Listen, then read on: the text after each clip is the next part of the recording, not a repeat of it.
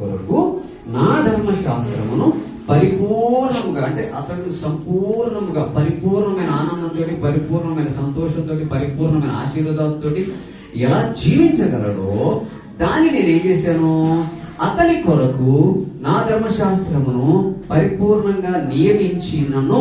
అర్థమైందా? నియమించినను వాటిని అతడు చిచి, ఈ ధర్మశాస్త్రం, ఈ బైబిల్ ఇది నాది కాదు, మనుష్యేది. అర్థమైంది? ఇది నాది కాదు. ఇంకొక ఆయన ఎవరిదో, ఇంకొక చాలా మంది ఉన్నారు కదా, ఫలానా అయింది, నాది కాదు, లేనిది, లేని గోత్రం పెడతా అందుకోసం పెట్టారు కదా, వాడది నాదెందుకు అవుతుంది, నాదేంటిది ఆమ్లెట్స్ అనమాట.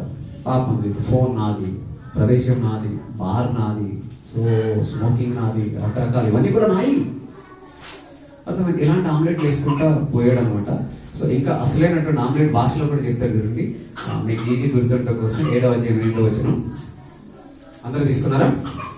7వ అధ్యాయం 8వ వచనం, ఎఫ్రాయిము అన్యజనములతో కలిసిపోయాను, ఎఫ్రాయిము ఎవరిని తిప్పివేయలేని మంచి ఆమ్లెట్ అయిపోయాను. అంతే ఉందా?